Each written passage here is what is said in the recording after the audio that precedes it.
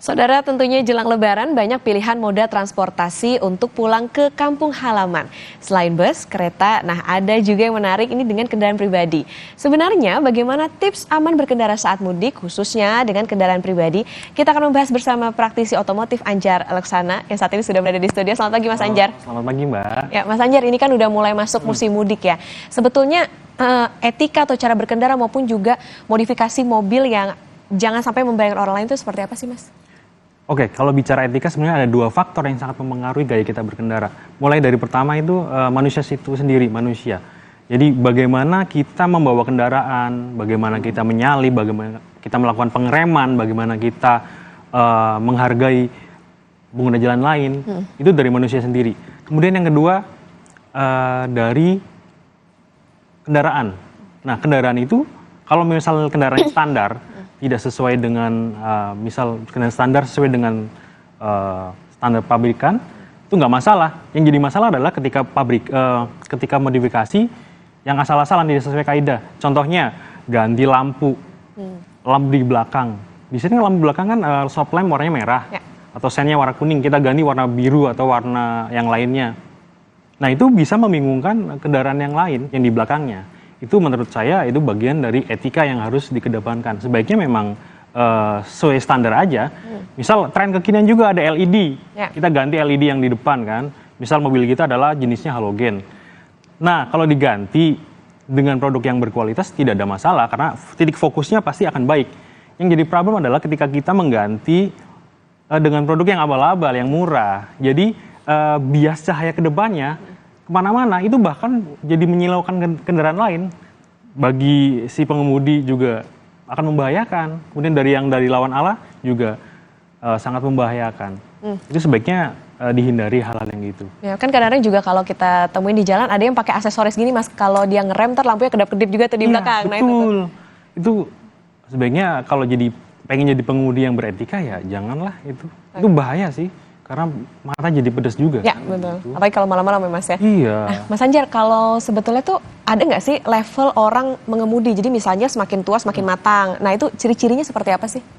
Nggak, sebenarnya kalau level mengemudi itu kalau kita dari driving academy itu ada 5 tahapan, ada 5. Misal dari green. Green itu ya yang baru pakai mobil, belajar. Kemudian basic, sudah lumayan mengerti, tapi dia belum punya intuisi berkendara yang kuat. Kemudian defensif itu udah mulai mengetahui penyatuan antara karakter mobil dengan dirinya. Oh, saya membawanya begini begitu, udah paham. Kemudian safety driving, level safety driving itu level keempat. Kita bisa mengetahui bagaimana jarak yang aman, paham lalu lintas, gitu kan, menghargai hak orang lain juga saat berkendara. Terus yang terakhir adalah level advance. Level advance itu ketika paling lengkap itu, paling komprehensif. Jadi kita refleksnya itu udah cekatan. Kayak pembalap gitu, misalnya harus ngerem darurat, ya rem darurat. Harus menghindar, dan refleksnya sangat baik. Gitu. Nah kita tuh yang mana sih gitu? Hanya diri kita sendiri yang tahu kondisi yang sebenarnya. Gitu. Berarti nggak ada patokan juga ya Mas, misalnya dia udah bisa nyetir 4 tahun atau 5 tahun gitu sampai dia merasa bahwa oh aku udah atau saya berada di level yang ke-5 gitu atau di level yang berapa gitu. Ya tidak ada sih. Tapi misalnya contohnya yang paling banyak kita jumpai adalah green driver. Biasanya mohon maaf ya, pengendara mobil-mobil jenis low cost green car. Itu banyak yang berkendara green driver. Green driver itu bukan yang berkendara hemat, bukan. Ini level yang pemula, kadang semuanya sendiri. Ugal-ugalan, belok kanan kiri, tidak sesuai dengan regulasi.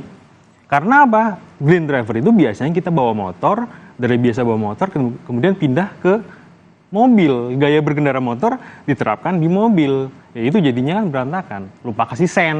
Ya, itu gitu dia. juga. Kadang belok ke kanan, sennya ke kiri. Betul. Oke, Mas Anjar, sebetulnya kalau biasanya kan kalau orang mudik dengan naik kendaraan roda 4 atau mobil ini kan berpengaruh juga ya biasanya moodnya. Ini sebetulnya seberapa pengaruh sih Mas mood orang berkendara dengan cara dia nyetir dan juga cara dia misalnya wah harus sampai buru-buru nih. Iya. Mood itu sangat mempengaruhi gaya berkendara, pasti sangat. Misal kita marah tuh biasanya pengen cenderung agresif. Gaya pengendaranya pengen cepat, ngeremnya dadakan. Begitu juga ketika kita sedih. Sedih kadang bisa juga cepat, kadang juga malah kita bengong, tidak fokus berkendara. itu yang seharusnya dihindari ya. Gitu. Ada tipsnya juga sih untuk melatih emosi gitu. Misalnya cara melatih emosi adalah satu, kita tahu bahwa kita berkendara ya udahlah, nggak usah gerusa-gerusu, sabar, hindari percekcokan dengan kendaraan lain. Kalau misal ada yang kebut-kebutan, udahlah biarkan dia pergi, gitu, latih emosi. Terus jangan mudah terprovokasi, apalagi kalau musim mudik kayak gini. Kita capek kan, gampang terprovokasi. Menjaga mood juga bisa dilakukan dengan istirahat setelah kita berkendara 4 jam. Itu wajib istirahat. Dan 30 menit lah istirahat supaya semangat kita berkendara tidak drop. Terus kita juga diajarkan berdoa. Berdoa sebelum berkendara. Ya bismillahirrahmanirrahim, ya Tuhan, semoga saya berkendara aman. Kalau itu dilakukan dengan khusyuk, itu bagian dari menetralisir gejala-gejala emosi yang ada di diri kita. Saat kita berdoa, berarti kita bicara bahwa diri sendiri bahwa oke, saya berkendara, saya harus bertanggung jawab terhadap diri sendiri dan juga pengguna jalan lain. Gitu. Etika berkendara di jalan tol itu sebetulnya seperti apa, Mas Anjar? Nah, etika berkendara, apalagi ini musim mudik ya, Mbak. Etika berkendara, misal tol itu ada 3 lajur. Bagian kiri bisa kita gunakan kalau misal kita pelan, kecepatannya 60 km per jam. Terus di tengah, bisa digunakan kalau kecepatan kita 80 km per jam. Yang paling kanan itu yang paling cepat. Tapi masalahnya kalau mudik kayak gini kan nggak bisa kan. Nggak bisa ideal gitu loh. Di tengah, di kanan, di kiri juga kadang pelan-pelan. Jadi kalau mau berkendara kayak gitu sebaiknya jaga jarak. Jaga jarak itu sebenarnya juga banyak orang yang nggak ngeh. Jaga jarak itu bukan jarak berapa meter, 30 meter, bukan. Tapi hitungannya adalah detik. Kenapa kok detik? Jika jarak yang aman adalah 4 detik. 4 detik adalah 1. Respon mata 1 detik. Respon otak 1 detik. Respon tangan dan kaki untuk melakukan pengereman dan menghindar ya kalau misalnya ada terjadi sesuatu 1 detik. 1 detik terakhir adalah respon mobil melakukan pengereman. Jadi jaraknya 4 detik. Terus gimana ngitungnya? Ya kita di depan ada tiang pancang, mobil di depan kita bergerak, oke kita hitung 1, 2, 3, 4, oke berarti itu adalah jarak yang aman gitu. Pokoknya jangan jadi land hogger. Nah itu tadi, land hogger kan kadang-kadang kita suka ketemu juga ya Mas, di jalan tol ngambil lajur yang paling kanan tapi jalannya pelan. Ini gimana caranya supaya kalau misalnya kita ketemu jangan sampai mempengaruhi emosi kita di jalan? Iya, land hogger itu kan sebenarnya tindakan manusia yang kayaknya memang menguji kesabaran kita di jalanan gitu kan. Land hogger udah pelan di paling kanan gitu, kita kadang sebel kan. Ya sebaiknya hindarin aja lah kayak gitu. Caranya kita kasih dim, lampu kedip tuh 3 kali, 1, 2, 3 titik. Tidak berubah juga, kita kasih klakson, tapi jangan klakson panjang, itu bisa memicu emosi juga. Klakson pendek aja, tinin, tinin. Ternyata tidak bergerak aja, tidak bergerak juga. Ya udah, kita kalau misalnya ada celah di bagian tengah, kita bisa ambil aja. Kita salip pelan-pelan, tidak usah emosi karena ya buat apa, mudik kan pengennya nyaman, aman cari aman. Gitu. Nah Mas Anjar yang juga kadang-kadang ini cukup harus jadi perhatian ya soal orang kadang suka microslip di jalan. Iya. Nah ini cara menghindarinya gimana nih?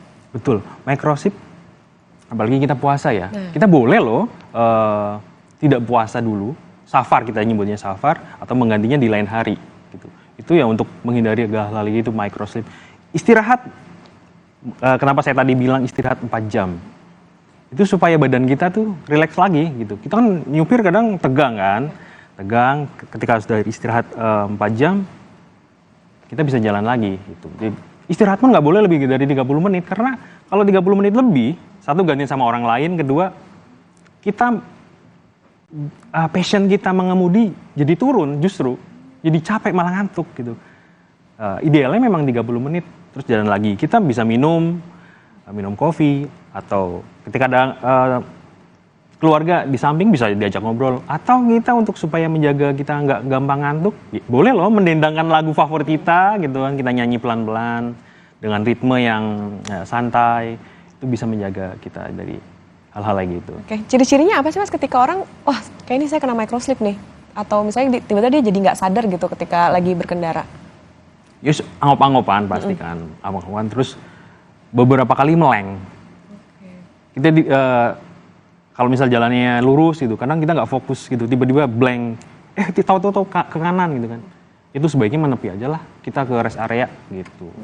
Nah, ini soal penggunaan hazard nih Mas Anjar. Ini ada etikanya juga nggak sih ketika penggunaan hazard atau ketika berkendara di tol terutama? Hazard itu haram hukumnya digunakan kalau kita bergerak, apapun itu kondisinya. Hazard hanya digunakan ketika mobil kita darurat dan berhenti, titik. Terus bagaimana kalau misal hujan? Hujan cukup gunakan lampu utama, kita nyalakan utama, kemudian lampu ekor yang di belakang yang merah pasti akan menyala. Itu aman, tidak masalah. Kenapa aman? Karena nyala lampu yang warna merah, dia punya spektrum gelombang yang panjang, warna merah.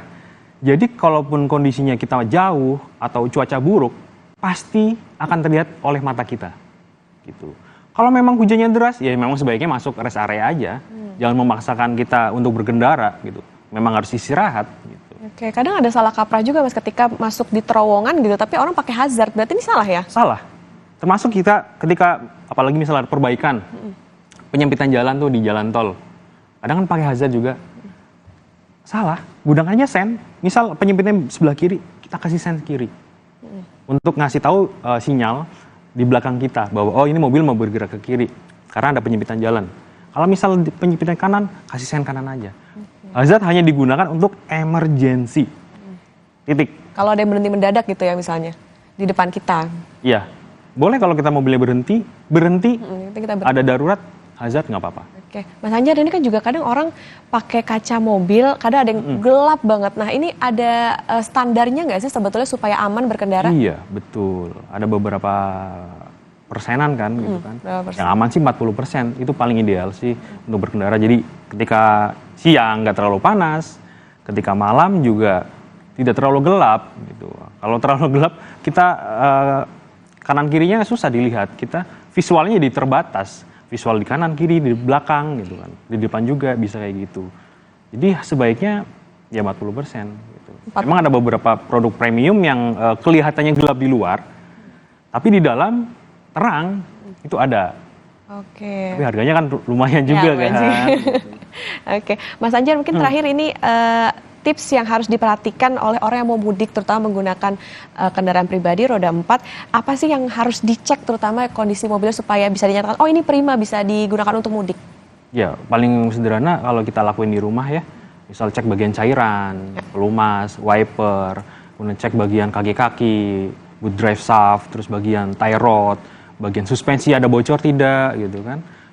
Cek juga ruang mesin, ada kekurangan, misalnya kita kalau pakai mobil udah lumayan tahu kan kekurangan mobil kita. Misalnya ada yang rebes, itu kita cek.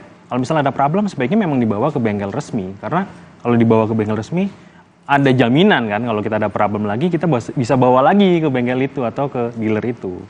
Gitu. Oke, siap, baik. Jadi tadi ya yang paling utama tentunya ketika berkendara jauh adalah kelola emosi. Perhatikan istirahatnya, jangan sampai ngoyo gitu ya Mas istilahnya ya ketika berkendara. Oke, baik, terima kasih. Praktisi otomotif Anjar Laksana sudah berbagi informasi dengan pemirsa Kompas TV. Ya, saudara, saat bulan Ramadan, yuk kita menyibukkan diri salah satunya dengan mengenal seni melukis kaligrafi. Keseruannya terus saja dari Sapa Indonesia Akhir Pekan.